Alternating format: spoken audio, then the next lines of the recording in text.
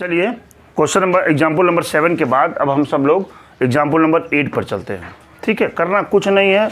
यदि आपका concept clear है तो you can solve every question. देखिए क्या कह रहे हैं, the second third and fourth terms, second third and fourth terms in the binomial expansion. इसका जब हम इसका बाइनोमियल एक्सपेंशन करते हैं तो इसका पहला टर्म, दूसरा टर्म नहीं, दूसरा टर्म और तीसरा टर्म और चौथा टर्म इतना इतना और इतना है। तो फाइंड करना है यक्स ए एंड एन। बात तो समझ रहे हैं। अब देखिए मैं दूसरे टर्म पर चलता हूं बेटा, ध्यान दीजिएगा। सॉल्यूशन मैं दूसरे टर्म चलता हूं। दूसरा टर्म का मतलब T2 निकालने चल रहा हूं। जब T2 निकालेंगे तो R की वैल्यू क्या आएगी शेरू? 1 आएगी ना। तो आप इसको कह देंगे कि सर ये तो इसके बराबर हो जाएगा, NC1 होगा कि नहीं? NC1 x raise power n-1 into क्या? A इंटू ए पर 1 ही तो है। बोलिए भाई, ये तो हो गया। अब हम तीसरे टर्म पर जब चलेंगे T3 बराबर, तो यहाँ पर क्या मिलेगा? NC2 x raise power n-2 into क्या? A स्क्वायर मिल गया। और यहाँ पर आप चलेंगे T4 निकालेंगे तो NC3 x raise power n-3 into क्या? A क्यूब है कि नहीं। और ये दूसरा वाला जो टर्म है ये 240 के इक्वल है, दे रखे हैं। ये वाला टर्म किसके इक्वल है? 720 के। ये वाला टर्म किसके इक्वल है? 1080 के। ये इक्वेशन 1, इक्वेशन 2 एंड इक्वेशन 3। इन्हीं 3 इक्वेशनों की सहायता से आपको यक्स, ए और एन की वैल्यू फाइंड करनी है। बात तो पकड़ में आई होगी आपको। ये मैं T2 कैसे निकाला हूँ प्रांजल? जब दूसरे पद की बात करेंगे तो दूसरा पद क्या होगा? पहला तो NC0 शुरू होगा, दूसरा क्या होगा? NC1 से शुरू होगा कि नहीं होगा? बाइनोमियल एक्सपेंशन को सोचिए ना, इस तरह से पाते हैं। तो जब T2 होगा तो R की वैल्यू 1 कम हो जाएगी। देखिए किया हूँ। T3 हुआ तो फिर यहाँ 1 कम हो गया, T4 हो गया फिर 1 कम हो गया, बाकी हमने कर दिया। अब देखिए, अब इसको सॉल्व करना है। लिखिए फ्रॉम इक्वेशन सेकेंड एंड 1 से इनको डिवाइड कर दीजिए आप। तो इधर लिख लीजिए आप, नहीं इधर मत लिखिए, पहले इसको लिखिए NC2 x raise power n-2, ध्यान दीजिएगा, n-2 A square divided by NC1 है ना। NC1 क्या? X raise power n-3 into क्या? A। हाँ, n-1 इंटू क्या हो गया? A। और ये बराबर हो जाएगा क्या? 720/240 हो गया भाई। यहाँ से ये तो कट गया और 24 तियाँ 72, 3 आ गया। यहाँ से ये और ये कट जाएगा, कटेगा कि नहीं? कटेगा। अच्छा, यहाँ पे क्या करें हम? यहाँ तो हमको सॉल्व करना पड़ेगा, दूसरा कोई चारा हमारे पास तो है नहीं। तो आप यहाँ लिखेंगे n फैक्टोरियल अपान 2 फैक्टोरियल इंटू क्या? n-2 फैक्टोरियल अपान, यहाँ पर आप सॉल्व करेंगे n फैक्टोरियल अपान 1 की कोई बतिये नहीं है, क्यों? और n-1 फैक्टोरियल है ना, इंटू देखिए यक्स रेज पावर n-2। ध्यान दीजिएगा। अब ये वाला हम ऊपर ले जा रहे हैं। कौन वाला? ये वाला। जब ये x वाला ऊपर जाएगा तो माइनस में हो जाएगी क्वांटिटी। तो यहाँ पर लिखेंगे यक्स, ठीक है जी, पावर -n+1। बात समझ गए होंगे। अच्छा, कुछ बचा है और? हाँ, A बचा है, बराबर क्या हो गया? 3। समझ पाए आप? इसको देखिए, अगर हम सॉल्व करना चाहें तो ये फैक्टोरियल ये फैक्टोरियल कट जाएगा, ये वाली क्वांटिटी तो ऊपर जाएगी, क्यों? तो ये मिलेगी आपकी n-1 फैक्टोरियल डिवाइडेड बाई क्या? 2 फैक्टोरियल इंटू क्या? n-2 factorial. उसको निकाल लीजिए सर, n-1 अभी निकालेंगे। यक्स रेज पावर, ये देखिए यहाँ लिखेंगे n-2 -n+1 इंटू A बराबर 3। कैसे किया? मल्टीप्लिकेशन में पावर ऐड हो जाता है, तो ऐड कर दिया मैंने। ये देखिए माइनस है ना प्लस है, कैंसिल हो गया यहाँ से, हुआ कि नहीं भाई। ये बचा हुआ है और यहाँ x बचा हुआ है, यानी x a बचेगा, देख रहे होंगे, x a बचेगा। हमको इसमें भाग देना चाहिए था तो और अच्छे से आता। फिलहाल चलिए इसी से करते हैं, आना तो चाहिए इससे भी। चलिए यहाँ एक बार और, अब क्या करेंगे भाई, अगर मैं n-1 को बाहर निकाल लूँ तो n-2 कट जाएगा, देख रहे हैं ना। n-1 को बाहर निकालो, प्रांजल क्या हो जाएगा, अगर n-1 को बाहर निकालें तो यहाँ क्या बचेगा, n-2 फैक्टोरियल डिवाइडेड बाई यहाँ पर बचा हुआ है 2 फैक्टोरियल, और ये हो जाएगा n-2 फैक्टोरियल इंटू क्या, x a। यहाँ x पर 1 पावर बचा हुआ है और a बचा, मतलब -1 होगा सर, कैसे? हाँ -1 पावर होगा, -1 पावर बचेगा, यानी यहाँ पर क्या बचेगा, a/x, नीचे कर दिया मैंने इसको, बराबर क्या हो गया, ये 3। बड़ी अच्छी बात, ये और ये कैंसिल हो गया ना। इसको तो आप सीधे लिख सकते हैं n-1/2 इंटू x/a बराबर 3 हो जाएगा ना। हाँ a/a सही कह रहे हैं, a/x हो गया ना।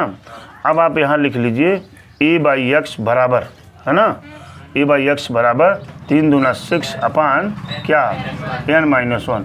इसको इक्वेशन 1 मान लीजिए आप, मान लिए आप। अच्छा अब क्या करिए, अब 3 में 2 से डिवाइड कर दीजिए, 3 में क्या करिए, 2 से डिवाइड कर दीजिए। लिखिए फ्रॉम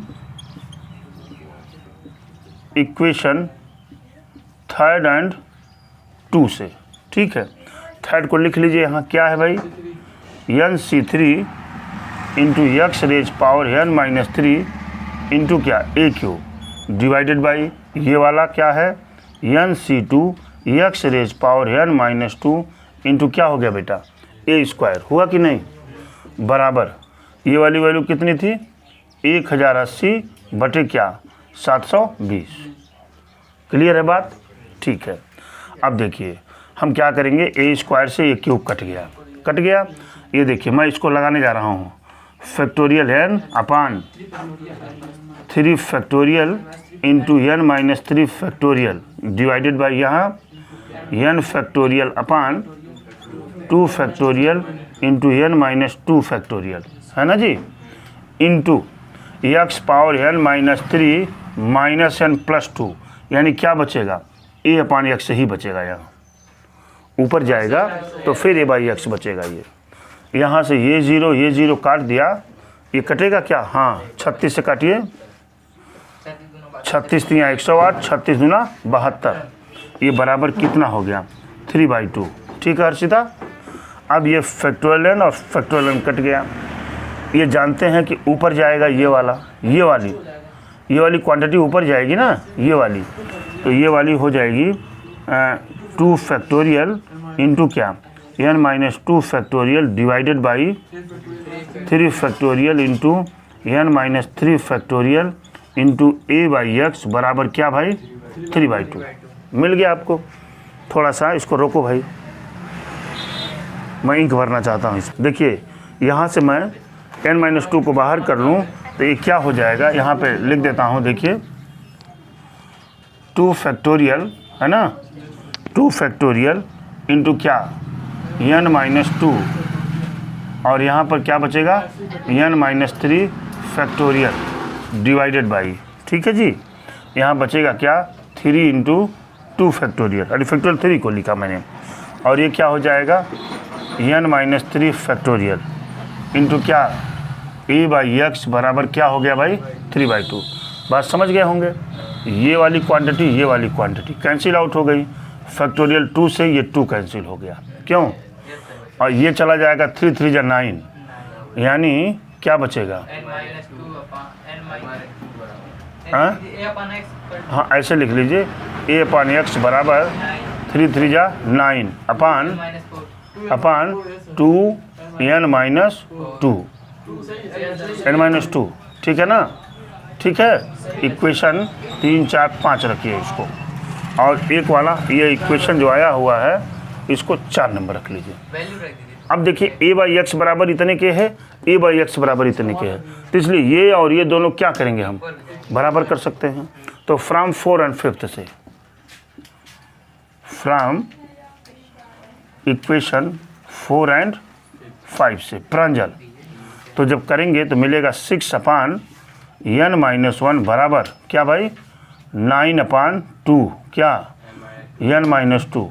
तो इधर ले लीजिए तो हो जाएगा 12n-2 बराबर 9n-1 बचेगा ना। ये हो जाएगा 12n-24 बराबर 9n-9। इधर लाइए 3n, इसको उधर ले जाइए 24 - 9 कितना बचेगा 15, यानी 3n बराबर 15, n बराबर क्या मिला 5। n की वैल्यू तो 5 हो गई हमारी। अब हमको क्या चाहिए, 4 इक्वेशन में रख दीजिए। एक्स का और ए का मान चाहिए। हाँ x और a का मान चाहिए, x का वैल्यू उठा रख दीजिए। n की वैल्यू मिल गई है। अब हमको x और a का चाहिए, वो कहाँ से आइडिया लगावें।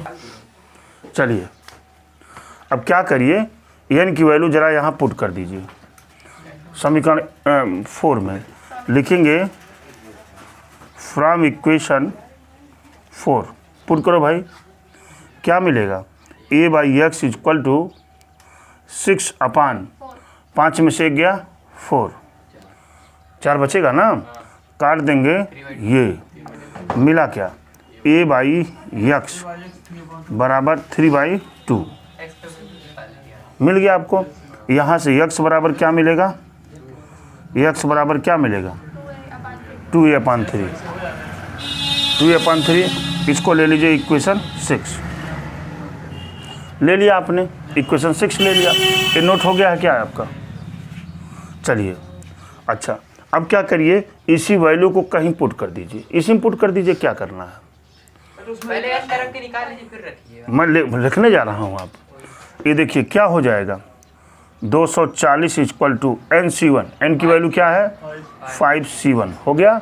अच्छा x रेज पावर 5 - 1 मतलब 4 हो गया ना, इंटू a की वैल्यू निकालनी चाहिए थी यहाँ से, ठीक है। इसको परिवर्तन कर लीजिए, a इक्वल टू हो जाएगा 2a/3। 3x अपॉन 2x अपान रहेगा। हाँ 3x अपान 3x अपॉन 2 रहेगा सर। हाँ 3x अपान 3x अपॉन 2 रहेगा। a का वैल्यू निकालिए। a की वैल्यू हो जाएगी 3x/2। अब a की वैल्यू यहाँ पुट कर दीजिए। आप लिखेंगे क्या 3x/2। ख़त्म हो गया ना ये, ठीक है। अच्छा 3 से इसको काट दीजिए तो 80 का यहाँ गुणा कर लीजिए तो 160, तो ये हो जाएगा 5c1 x raise power 5 equal to क्या 80 होगा कि नहीं। अब इसकी वैल्यू 5c1 की वैल्यू 5 ना, बहुत अच्छी बात। और सर 80 2 नहीं लिखे, 80 × 2। हाँ 80 × 2 बहुत अच्छी बात। 5c1 की वैल्यू 5, x पावर 5 इक्वल टू 80 × 2, और यहाँ से x बराबर काट देंगे, क्या आएगा 16 बराबर 16 × 2, x बराबर 5 रूट है ना। देखिए 16 को लिख देंगे 2 × 2 × 2, 4 बार फैक्टर हो गया, इंटू क्या हो गया 2। अब x बराबर क्या हो जाएगा 2, x बराबर 2 हो गया। अरे भाई 5 रूट में से 1 रूट बाहर लेंगे ना। अब इस 2 की वैल्यू यहाँ पुट कर दीजिए, a की वैल्यू आ जाएगी, ठीक है। उधर लिख देते हैं फ्रॉम इक्वेशन 6। देखिए फ्रॉम इक्वेशन 6 से a इक्वल टू 3 × 2/2, 2 कट जाएगा, a इक्वल टू 3। हमने सारी वैल्यू को यहाँ निकाल बाहर किया। 9 नंबर लिखा हुआ है the coefficient of 3 consecutive terms in the expansion of 1 + a power n are in the ratios 1:7:42। कितना है 1:7:42 ये दिया हुआ है। कॉन्सिक्यूटिव माने होता है क्रमागत नंबर। क्या होता है क्रमागत नंबर, ठीक है। आप यहाँ सोल्यूशन पे चलिए और लिख दीजिए late let the three consecutive number is r minus 1 comma r and r plus 1 terms. ये हमने मान लिया कि जो क्रमागत टर्म्स हैं वो r माइनस 1 r और क्या है r प्लस 1, इनकी कोफिशिएंट का रेशियो है वो इतना है, यही दिए हुए हैं ये। ठीक है जी। तो अब मैं क्या करूँगा, पहले मैं निकालूँगा T R minus 1। T R minus 1 पर जाएंगे तो क्या मिलेगा आपको, देखिए ध्यान दीजिएगा, n 1 प्लस एक्स पावर ए है ना, क्या है 1 प्लस ए पावर n, ये कौन सा एक्सप्रेशन है, 1 प्लस ए पावर n है। ठीक है जी। तो यहाँ पर जब चलेंगे तो n c r माइनस 2 होगा कि नहीं, होगा ना, एक कम हो जाएगा ना, n c r minus 2 into 1 पर पावर ये करेंगे तो क्या मिलेगा, 1 ही मिलेगा, और a रेज पावर क्या मिल जाएगा, r माइनस 2 मिला कि नहीं। दूसरा टर्म निकालेंगे हम, टी आर बराबर क्या मिलेगा, n c r minus 1 into क्या, a raise power r minus 1 मिला कि नहीं भाई, बोल नहीं रहे हैं, बोलते जाइए। और ये टी आर प्लस 1 बराबर हो जाएगा N C R A raise power R. अच्छा, इनका कोफिशिएंट क्या है, ये है, इनका कोफिशिएंट क्या है, ये है, और इनका कोफिशिएंट क्या है, ए है। इनका जो रेशियो है ये इतना है, बात समझ रहे हैं ना। तो हैंस अकॉर्डिंग टू क्वेश्चंस इनका रेशियो कर लीजिए बराबर। तो N C are minus 2 upon N C are minus 1 बराबर 1/7 मिला कि नहीं। अब इसी को सॉल्व कर लीजिए, क्या करना है, या ये factorial n upon r minus 2 factorial into क्या, n minus are plus 2 factorial है ना, अपान यहाँ क्या हो जाएगा, n factorial upon r minus 1 factorial into n minus are plus 1 factorial. ठीक है, और ये कितना हो जाएगा 1/7। अब्दुल रहमान, फैक्टोरियल कट गया, ये कहाँ जाएगा, ऊपर, ये ऊपर जाएगा। तो ये वाला यानी r माइनस 1 फैक्टोरियल इंटू क्या भाई, हाँ n minus are plus 1 factorial upon r minus 2 factorial n minus are plus 2 factorial बराबर क्या है 1/7। ठीक है, अगर हम यहाँ से r माइनस 1 को बाहर कर ले तो यहाँ बचेगा r माइनस 2 फैक्टोरियल बचेगा ना, और इसको एज इट इज लिख लीजिए, n minus are plus 1 factorial upon यहाँ पर r माइनस 2 फैक्टोरियल, यहाँ बाहर कर लीजिए n माइनस आर प्लस 2, अगर बाहर करेंगे तो एक कम हो जाएगा, n minus are plus 1 factorial बराबर क्या है 1/7। ये वाली क्वांटिटी, ये वाली क्वांटिटी, और r माइनस 2 कट गया, बचेगा क्या, r minus 1 upon n minus are plus 2 बराबर क्या 1/7, इधर जाएगा 7r माइनस 7 बराबर n माइनस आर प्लस 2। ठीक है जी, सबको इधर कर लीजिए, 7r minus 7 minus n plus r minus 2 बराबर क्या हुआ 0। ये मिल जाएगा कितना 8r, क्यों माइनस r है ना, और माइनस 9 बराबर 0, यानी 8r माइनस n बराबर 9, इक्वेशन 1 मिला कि नहीं। अब दूसरे में तीसरे से डिवाइड करेंगे हम, दूसरे को क्या करिए तीसरे से डिवाइड कर दीजिए। देखिए यहाँ पर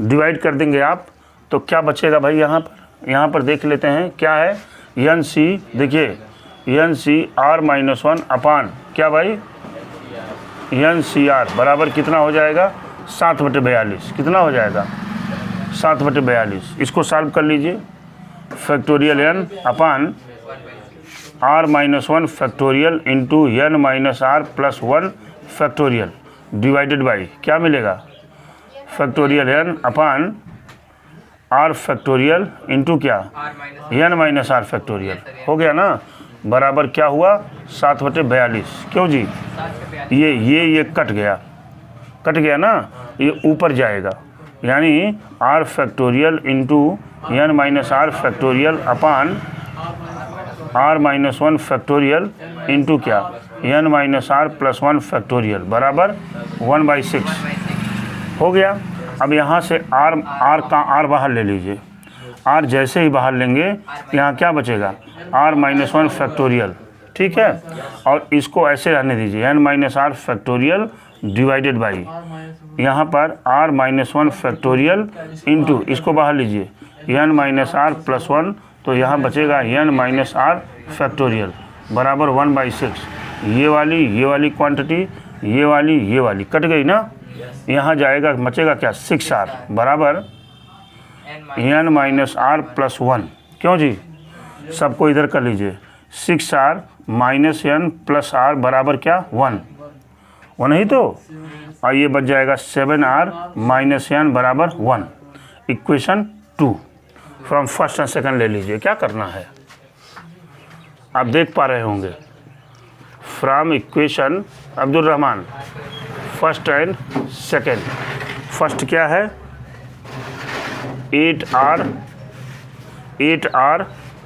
माइनस एन बराबर क्या है 9, और यहाँ क्या है 7r माइनस 1 बराबर 1, ठीक है जी, माइनस प्लस और माइनस ये तो कैंसिल हो गया, r इक्वल टू 8 मिल गया कि नहीं।